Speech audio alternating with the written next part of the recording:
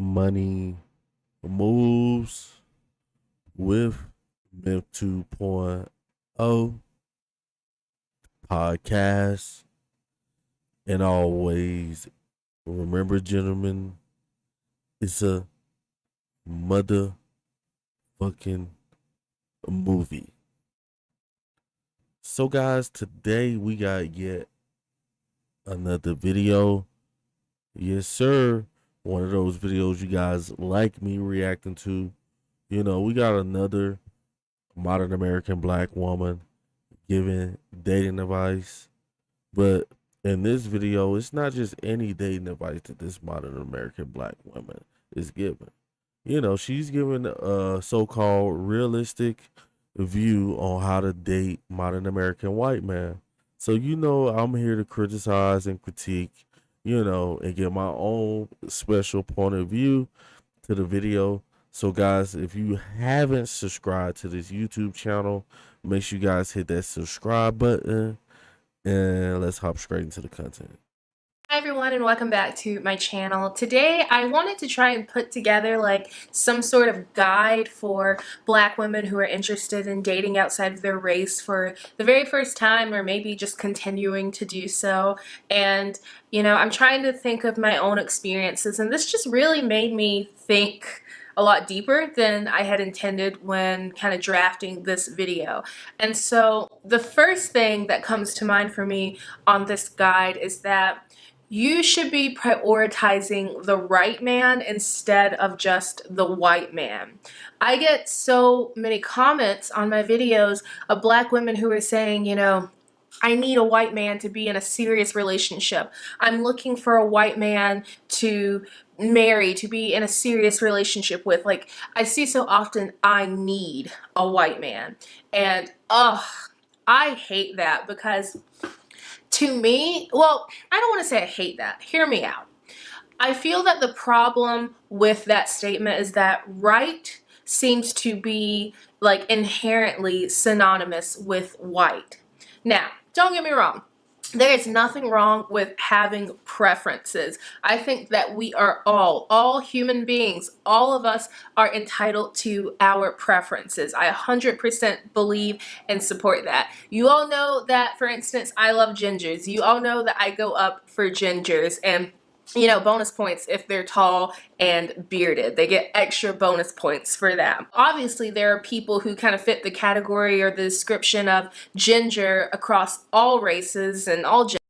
You see, guys, my first critique on this video is that, you know, she's talking about dating outside. Like, when you hear a lot of modern American black women talk about dating outside the race, you know, which is absolutely fine. You know, nobody's stopping you from dating whoever you want to date. Um, but 9 times out of 10, like, it's always like when you hear black women talk about dating outside the race, they're talking about white man, you know. But the thing about it is, like, when if you just have a preference for white guys as a modern American black woman, just say that. Don't name your videos dating outside trying to date outside the race, because you know there's a lot of other men in this world as well. You know, you got Spanish guys. You got Spanish guys from a bunch of different countries. You know, you got Asian men. You got Asian men from a bunch of different countries. You have white men from countries like America, and then you have so-called, which us American people would call white man, but in other countries they wouldn't call themselves white. They would call themselves um um they're Swedish, you know, or German, you know, or whatever. But I just don't like that tone. Period. But let's keep it moving. You know, all people. But definitely, I think it's fair to say that there's like a certain group who tends to have those features more than others. And so I've, had a tendency to pursue those groups more than others. But I think that as we age, you have to really start thinking about, what are your wants, but like, what are your needs? Like, yes, I wanted a man who was tall, who was bearded, who had some of those like ginger features. I wanted that. But I realized that what I needed was a person who was calm, a person who's patient, a person who's understanding. I've been very open on my channel about, my struggles with mental health, my struggles with anxiety, my struggles with depression. And, after being with people who are short-tempered, who are impatient, who, lack empathy for other people, like, I realized, okay, like, yeah, I want the tall guy, but I need the kind, empathetic, patient guy. Like, that's who I need. Another reason why I really want you to focus on what's right for you and not just like whiteness for you is because, girl, they are not all the same. Like, I know. Facts. You see, now this is a real modern American black woman who has looks she has style.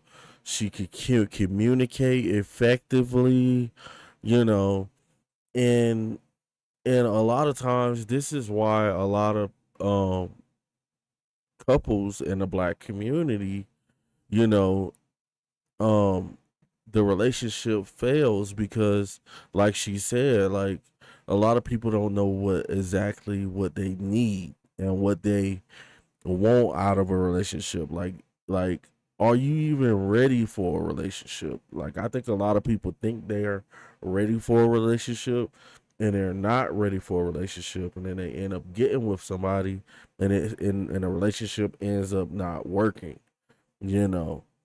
But there's a lot of things that come into play.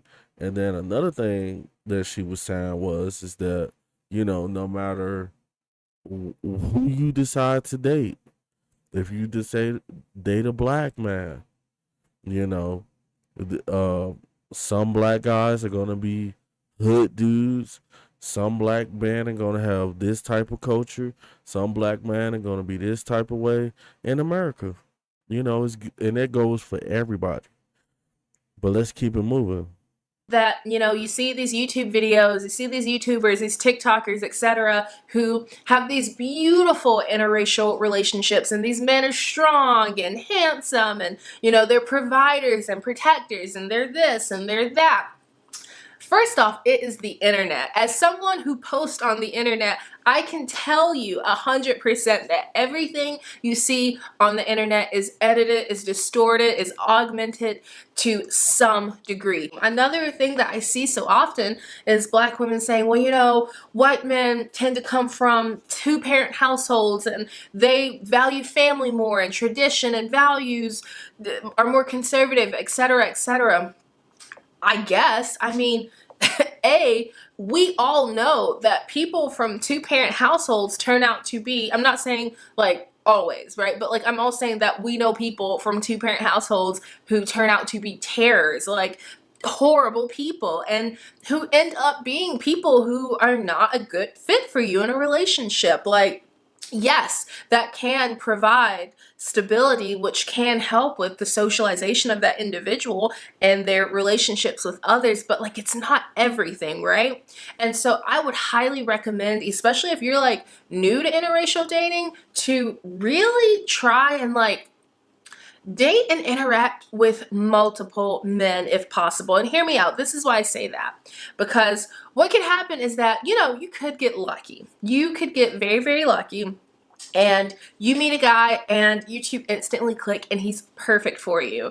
And what can happen though is that you then start to think, oh well, the reason that we click so well is because he's a white guy, and a white guy is all that I was looking for in the first place, and a white guy is all that I need. And clearly when I wasn't with a white guy, like I was doing the wrong thing, right? But like, if that happens for you, by the way, I'm happy for you. If you find your happiness, I'm happy. But if you have a diversity of interactions, you'll start to realize that like, oh, there are some, There are some frogs in this boat. Right. You know, and that's the same thing I was saying about um a lot of modern American black women in relationships. You know, you have these women who 9 times out of 10 came from a single mother, and they got these um feminist outlooks on life, and a man is supposed to be this, a man is supposed to do this, a man is supposed to do that. But what I'm not seeing from a lot of these ladies is I'm not seeing them be, you know, made to be a wife. When I say made to be a wife, that means that, you know, your grandmother was married to your grandfather. You know, she taught her what she did as her role as a wife with the husband and stuff like that, and how they got along and stuff like that, and issues and stuff. And so she taught and coached her mom, and then her mom got married, you know, and then she coached her. And now, you know, when you get into a relationship, you're more ready, you're more of a wife. You know, you see a lot of you ladies are not a wife. You know, you don't know how to be a wife. And that's why, you know, a lot of you ladies are single. You know, and you continue to pick wrong because this is a self inflicted wound, you know, that needs to be attended to throughout your growth as a female. You know, like if your grandmama didn't have a dude, you know, and your mom didn't have a guy, she was a single mother, and she depended on the government, and she thought a certain type of way. 9 times out of 10, an apple don't fall too far from the tree. You know, but let's keep it moving. Bunch here, just like there are in the bunches over there and the bunches over there. Like, you'll get multiple experiences, which will help you to really cultivate a solid understanding of just the fact that, like, these men, they're not all the same. They're just as diverse as we are. I stand by this. I do believe this.